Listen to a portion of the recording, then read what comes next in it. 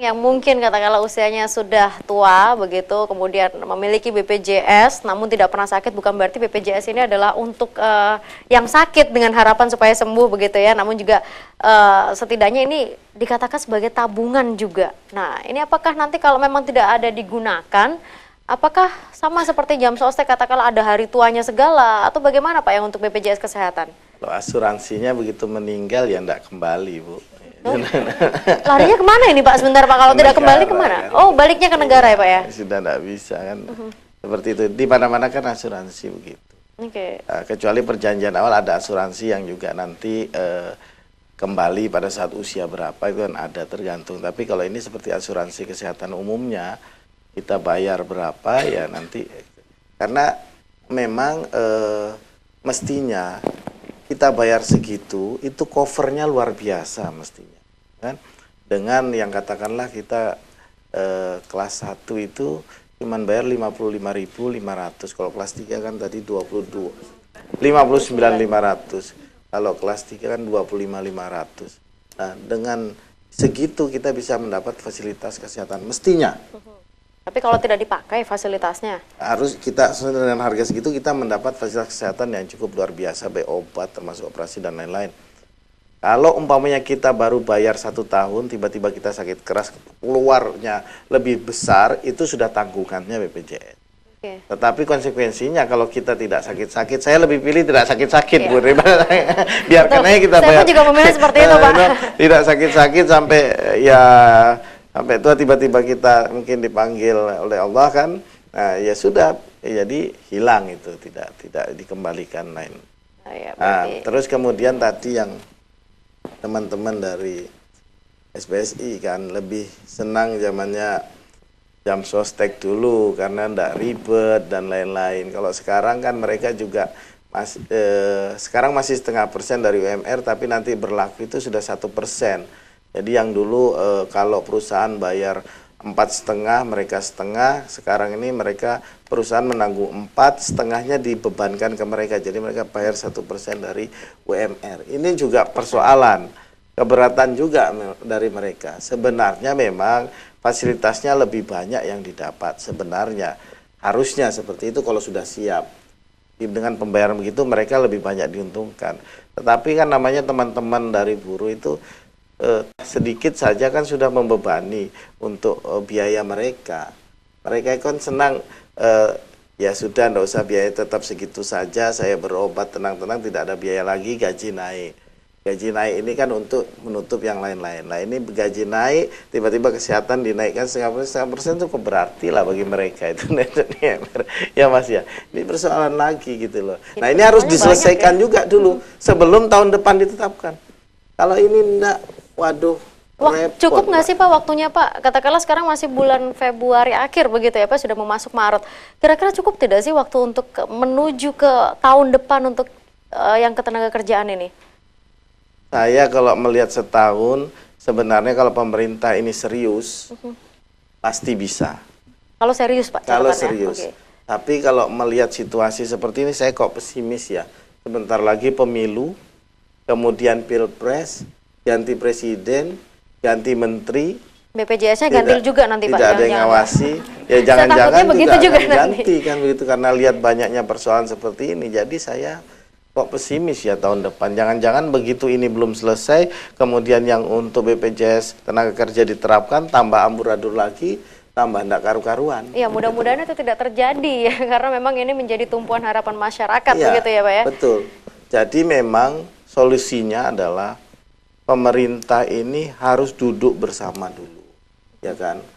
Pemerintah pusat dengan seluruh pemerintah di daerah, kemudian pemerintah pusat duduk dengan Ikatan Dokter Indonesia, duduk dengan Serikat Pekerja, duduk dengan pengusaha, duduk dengan apa yang menangani stakeholder yang menangani di pusat, ditata yang baik sampai dengan tingkat kecamatan. Dari provinsi, kemudian ke kabupaten kota, kecamatan, tingkat puskesmas. Ini kalau tertata dengan baik, mau obatnya, mau dokternya, mau apanya, semua kalau tertata dengan baik, ini pasti jauh lebih baik dari Askes dan jam sostek. Saya yakin. Tapi kalau selama ini tidak disosialisasikan dengan baik, tidak duduk bersama seluruh stakeholder pemerintah dan yang lain-lainnya ini, ya akibatnya akan terus seperti ini dan tahun depan tambah keteteran lagi, tambah bikin bingung masyarakat. Oke, ini kuncinya. Mudah-mudahan bukan cuma rakyat yang pada malam hari ini mendengar, namun juga dari pemerintah daerah khususnya bisa mendengar juga dari stakeholder juga. Oke, buat yang hadir di studio dari Ibu, mungkin sudah jelas kah atas apa tadi yang ditanyakan? Saya bukan berarti BPJS kemudian dalam pemikiran Ibu bayar daripada nggak kepake, tiba-tiba Ibu pengen menggunakan fasilitas yang ada, tiba-tiba pengen operasi Bu tanpa sakit apapun. Oke, baik. Ada lagi dari audiens yang hadir di sini yang ada yang ingin ditanyakan? Mungkin itu Ada aduan. hotline pengaduan ya dari Ibu Reda? Mungkin bisa disampaikan. Jadi bukan hanya yang hadir di sini saja pemirsa yang bisa menyampaikan aspirasinya terkait dengan BPJS, namun di sini ada hotline pengaduan. Silakan Bu Reda. Untuk yang pelayanan kesehatan bisa teleponnya 77 35 1616. 7735 1616. 1616. Ini hotline apa ini Bu? Untuk pelayanan kesehatan. Pelayanan Jadi kalau kesehatan. misalnya obatnya tadi tidak lengkap, ya harusnya kalau rumah sakit memberikan 7 hari, selebihnya yang 23 hari ini bisa diambil di apotek mana saja yang kerjasama dengan BPJS. Jadi tidak harus di rumah sakit itu. Oke, Jadi mungkin dia dapat. yang menjadi pertanyaan saya ketika didapatkan fasilitas obat selama sebulan nih Pak, kemudian ternyata hanya cukup di 7 hari. konsumsi 7 hari, sisa 23-nya ini Di digunakan apotek untuk manapun. apa? Disimpan saja atau Enggak, bagaimana? bisa diambil di apotek manapun yang sudah kerjasama dengan BPJS. Oke, baik. Ya, jadi bisa klop 30 hari. Oh, istilahnya untuk dikonsumsi juga selama Ya, 30 hari begitu ya? Nanti bisa ditanya di situ ya, di Oke, mungkin bisa diulang Sedangkan lagi? untuk yang administrasi BPJS bisa menghubungi yang di rumah sakit kan sudah ada itu pelayanan-pelayanan BPJS untuk administrasinya. Yang tadi hotline untuk pelayanan kesehatan. Yang tadi hotline untuk pelayanan kesehatan, kalau untuk administrasinya? Di rumah sakit sudah ada itu mereka. Maksudnya ada loket-loket? Ya, ada begitu loket ya? untuk BPJS. Oke, baik. Itu biasanya kalau di loket rumah sakit tutupnya jam berapa ya Bu ya? Sampai sore itu. Sampai sore ya? ha. Karena takutnya seperti Ibu tadi, datangnya pas malam gitu, administrasinya tutup begini ya. Oke, baik. Pak Adis, mungkin kalau tadi kita menyoroti dari sisi masyarakat, mungkin yang terakhir, tadi juga disebutkan bahwa dari ID pun juga harus berpartisipasi. Ya. Nah, ada dokter-dokter juga yang berteriak ketika dikatakan tarifnya ini murah sekali. Ini apakah memang sebenarnya cocok dan layak untuk mereka, atau ada yang salah di sini dalam sistemnya? Ya, pasti ada yang salah, ya kan? Semestinya seorang dokter yang memberikan pelayanan kepada masyarakat itu tidak pantas berteriak kalau itu cuma 6.000 atau cuma 9.000. Ya tidak, tapi kita kan juga tidak munafik bahwa zaman sekarang apa sih yang bisa didapat dari segitu, berapa orang yang dia bisa tangani kan seperti itu. Oleh karena itu memang kalau sudah dari ID-nya koordinasi dengan baik dengan pemerintah, dengan rumah sakitnya, dengan pihak swasta yang memproduksi obat dan lain-lain, ini tidak terjadi. Saya yakin dokter-dokter itu malah gratis saja masih bisa kok dia dapat dari dia buka resep untuk obat dari saja dari perusahaan obat itu dapat kok dokter-dokter itu seperti itu. Ini bisa ditoto sebenarnya, bisa diatur. Makanya tadi itu saya bilang kuncinya adalah di koordinasi.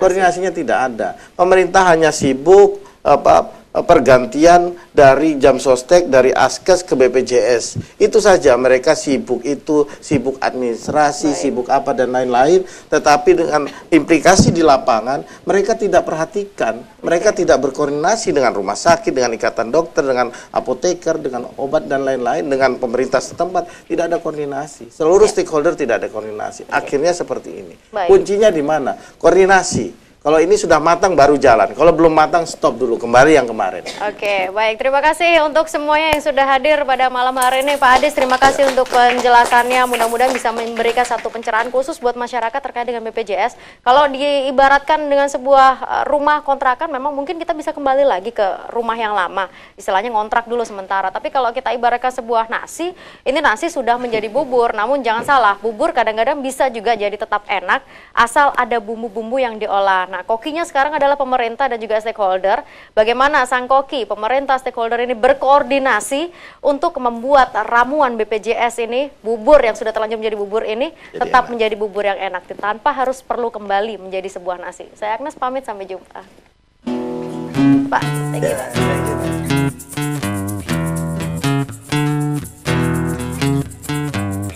Namaku Bento, rumah relastek, mobilku banyak, harta melimpah. Orang memanggilku bos eksekutif, toko papan atas, atas skalanya asik.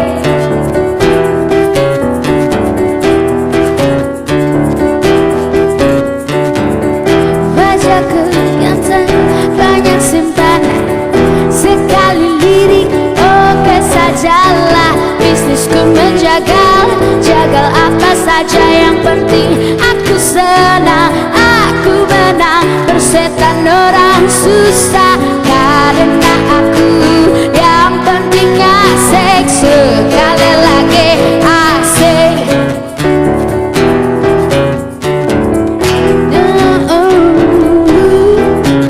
Khotbah soal moral, omong keadilan, sarapan pagiku.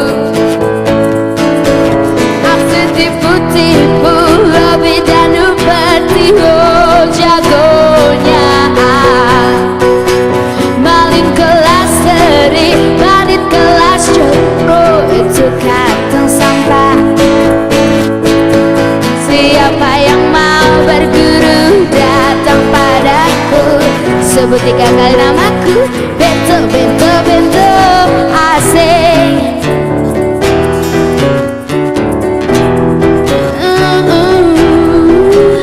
Asik.